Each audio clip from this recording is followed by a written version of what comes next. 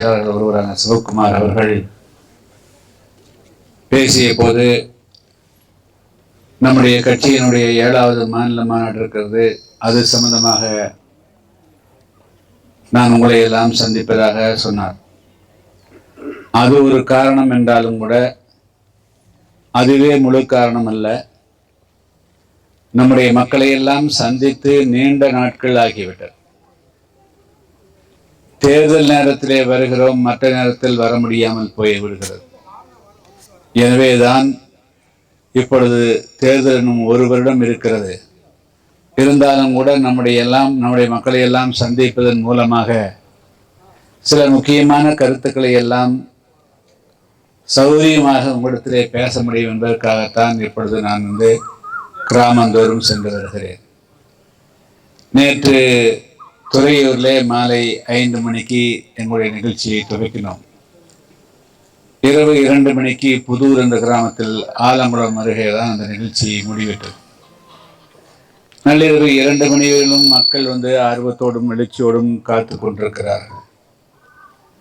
அதனுடைய தாக்கம் என்னவென்று சொன்னால், நம்முடைய மக்களுக்கு தேவையான எந்த விதமான உரிமைகளையும் யாரும் கொடுக்கவில்லை.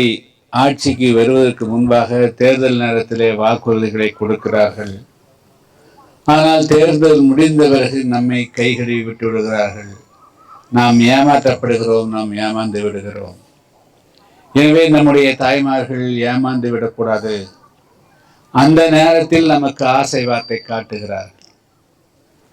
அந்த தெருவிலே 500 வாங்கி கொண்டார்கள், அந்த தெருவிலே இந்த தெருவிலே 1000 கொடுக்கிறார்கள் என்றெல்லாம் சொல்லி, எனவே நீங்களும் வாங்கிக் கொள்ளுங்கள், அது ஓட்டு போடுவதும் ஓட்டு போடாத உங்களுடைய விருப்பம் என்றெல்லாம் சொல்லி நம்மிடத்திலே கையிலே பணத்தை திணித்த பிறகு நம்முடைய மனச்சாட்சி நம்மை உறுத்துகிறது. கை நீட்டி பணம் வாங்கி கொண்டமே என்று நம்ம ஓட்டு போட்டு விடுகிறோம்.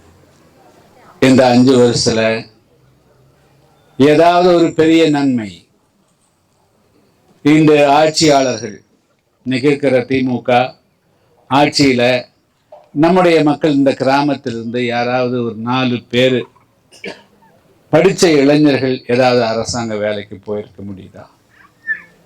போயிருக்கிறாங்களா? யாராவது இல்லை. ஒரு 4 பேர் சத்துணவு அமைப்பாளராக இருக்கிறாங்களா? ஒரு அங்கன்வாடி அமைப்பாளராக போய்க்கிறாங்களா? ஒரு ரேஷன் கடைக்கு போய்க்கிறாங்களா? ஒரு கலெக்டரேட் வேலைக்கு, ஒரு தாசில்தார் ஆபீஸுக்கு வேலைக்கு போய்க்கிறாங்களா? ஒண்ணுமே இல்லை. ஏதாவது நிலம் இருந்தால் அந்த சொந்த நிலத்திலே பாடுபடுவது, இல்லை என்றால் கூலி வேலைக்கு போவதன் நிலைதான் இருக்குமே தவிர இந்த அரசாங்கம் நம்மளுக்கு என்ன செஞ்சது? இது காரணம் என்னவென்று சொன்னால், நாம ஒற்றுமையா இருக்கிறது இல்லை.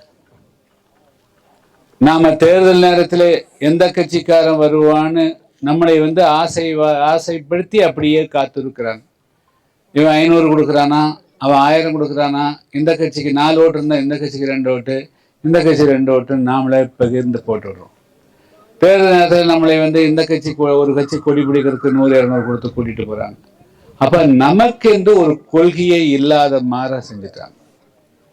அதுதான் காரணம். அதனால இனிமேல் மற்ற கட்சிக்கு 100 ரூபாய் 200 ரூபாய்க்கு கொடி பிடிக்கிறத நம்முடைய தாய்மார்கள் நிறுத்தணும். சரி, பணம் வாங்கினீங்களே, ஏதாவது நிலம் வாங்கிக்கிறீங்களா? ஏதாவது நிலம் 2 ஏக்கரா 3 ஏக்கரா? சரி, காரு பங்களா? அப்ப அந்த பணம் எங்க போச்சு? அந்த பணம் எங்க போச்சு? அந்த பணம் என்ன வச்சிருக்கீங்க சொல்லுங்க. இல்ல, வாங்குற பணம் எங்க இருக்கு? கையில் இருக்குதா? இல்ல. பேரு மட்டும் கெட்ட பேர் இருக்கு. பேர் மட்டும் கெட்ட பேர் இருக்கு. அதனால நம்ம கெட்ட பேர் இருக்கு. பணத்தை வாங்கிட்டு ஓட்டு போட்டாங்க, கெட்ட பேரு மட்டும்தான் மிச்சம் இருக்குது, பாக்கி எதுவுமே மிச்சம் இல்லை. அதனால வரக்கூடிய காலகட்டத்திலாவது அது குறிப்பா இளைஞர்கள், பல அமைப்புகள் வரலாம். எல்லாராலும் இந்த சமுதாயத்துக்கெல்லாம் பேச முடியாது. எல்லாராலும் பேசுறது வரலாறும் கிடையாது. அது 100 வருஷமா எடுத்தாலும் சரி, இந்த சமுதாய தேர்தல் நேரத்தில் கொடுக்கிற வாக்குறுதி என்பது வேறு. ஆனால் சமுதாயத்துக்கு இருக்கக்கூடிய பிரச்சனைகளை தீர்ப்பது என்பதற்கு வேறு. உதாரணத்துக்கு, இன்னைக்கு உங்களுடைய பள்ளி குழந்தைகள் எல்லாம் சர்டிபிகேட், என்ன சர்டிபிகேட் வாங்குறீங்க? சாதி சர்டிபிகேட் என்ன வாங்குறீங்க? என்ன பேருமா? என்ன சொல்லுமா? நீ சொல்லுமா? என்ன பேரு இன்னைக்கு சர்டிபிகேட் என்ன சாதி பேர் என்ன பேரு? எப்படி வந்தது அந்த பேரு?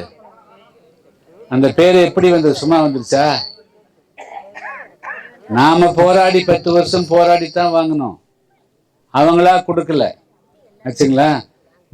நம்ம கட்சி போராடுனால்தான் அது வந்தது. அதை முதல்ல தெரிஞ்சுக்குங்க. அமையார்.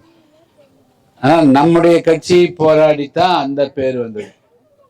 இன்னும் கூட நம்முடைய கட்சி இன்னும் நம்முடைய எஸ்சியிலிருந்து நீக்கணும் கூட போராடிட்டு இருக்கிறோம்.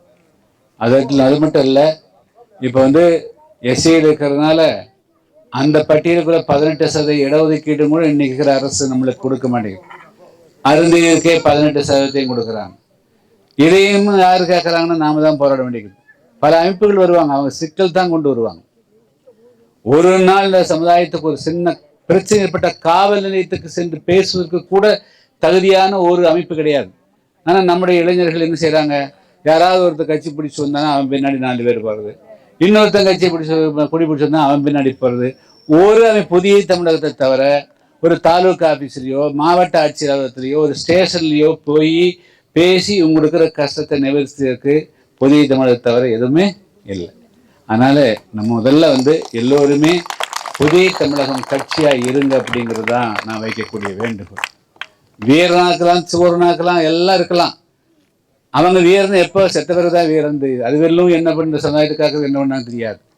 நம்முடைய கட்சியை அமைதியா இருந்தாலும் அழுத்தமா இந்த மக்களுக்கு உண்டான சட்ட ரீதியான உரிமைகளை விடாம நான் எம்எல்ஏ இருக்கிற காலத்தும் சரி இல்லாத காலத்தும் சரி போராடிட்டே இருக்கிறோம். அதனால நம்முடைய தாய்மார்கள் 2026 இன்னொரு வருஷத்துல தேர்தல் வரும். அப்போ நீங்க தேர்தல் வருது 2000 வாங்கி கடனை தீர்த்துக்கலான்னு எல்லாம் பார்க்கக்கூடாது. காய்கறி இந்த வாரத்துக்கு காய்கறி வாங்கிக்கலான்னு நினைக்கக்கூடாது. எப்படி ஒரு வாரத்துக்கு உண்டான மளிகை சாமானும் ஒரு வாரத்துக்கு உண்டான காய்கறி நம்ம பஞ்சம் போயிருமா? பஞ்சம் கூடும். எப்படி பஞ்சம்? ஆமா, ஏந்த நம்முடைய பஞ்சம் கூட்டிட்டு போகும் தவிர குறையாது. அதனால அந்த தவறை நீங்க அந்த காரணத்திலையும் இந்த தேவேந்திரோட சமுதாயம் உழைக்கிற சமுதாயம். எப்படி சமுதாயம்? நல்லா சொல்லுங்க. உழைக்கிற சமுதாயம், கையேந்திர சமுதாயம் கிடையாது. நம்முடைய உழைப்பால மற்றவர்களுக்கு அது பலன் போயிருக்கும். நெல்லை விளைச்சாலும் சரி, எள்ளை விளைவிச்சாலும் சரி, கரும்பு விளைவிச்சாலும் சரி, நம்முடைய உழைப்பினுடைய பலன்தான் மற்றவர்கள் அனுபவிக்காத தவிர நாம் மற்றவருடைய உழைப்பை அனுபவிக்கவே கிடையாது. அதனால எந்த காரணத்தை கொண்டும் வரக்கூடிய காலகட்டங்களில் நம்முடைய வாக்குகள் விற்பனைக்கெல்லாம் சொன்னோம். 2026 நம்மளாம் ஒற்றுமையாக நிற்கணும். நாம் இந்த தொகுதியில் நிற்கிறோம், நாம ஜெயிக்கிறோம், நம்பிக்கையோடு நீங்க இருக்கணும். அதுதான் வேண்டுகோள். ரெண்டாவது, மதுரையில் மாநாடு இருக்குது டிசம்பரில். அந்த மாநாட்டில் பெண்கள் முக்கியமாக வரணும். பெண்கள் முக்கியமாக வரணும். அது சில முக்கியமான விஷயங்கள் சொல்ல போகிறேன். அதனால் அவசியம் கலந்துக்குங்க. நன்றி, வணக்கம். சரி, டேய் பையங்களா வாங்கப்பா. டேய் வா.